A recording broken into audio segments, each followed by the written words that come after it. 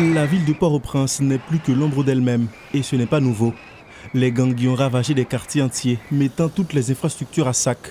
Il y a peu, les forces de l'ordre ont réussi à libérer quelques parcelles de territoire, mais la commune reste meurtrie, et elle aura du mal à renaître sans la prise de conscience collective que prône le maire intérimaire, Yves-André Salomon.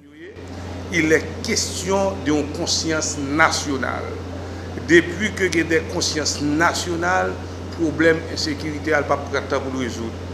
Parce que nous trouvons nous l'on cafou journée aujourd'hui là, nous pas qu'à accès pour nous dire c'est Jacques c'est Pierre. Nous revenons cafou faut dire c'est fort nous tout qui permettent commune trouver la situation qui est lieu journée aujourd'hui. Le problème est en partie dû à une crise sociale, assure le maire. Il enjoint la population de sa commune à faire preuve d'une meilleure cohésion face à l'adversité.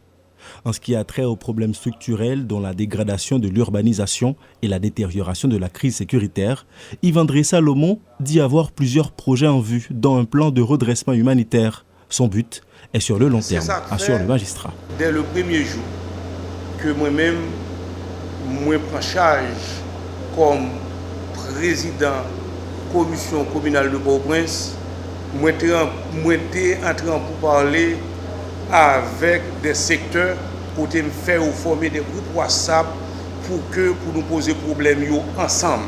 Parce que ce n'est pas moi qui viens avec une baguette magique qui dit que nous allons porter des solutions le plus rapide que possible.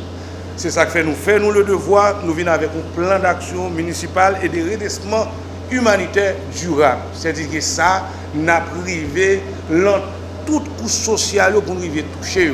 Si ces derniers jours, la plupart des municipalités délogent les commerçants des trottoirs, le maire André Salomon ne se montre pas pressé d'entamer un tel chantier, dans un contexte où les petits commerçants ont fait l'objet d'une persécution systématique de la part des gangs. Ce travail de proximité, on a fait le plus rapide que possible pour nous connaître qui côté qui a urgence.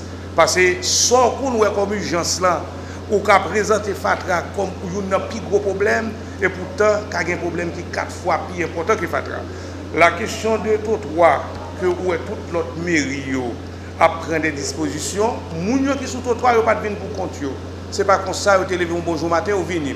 C'est une situation qui produit, qui fait une aujourd'hui, espace là qui a occupé le niveau ça.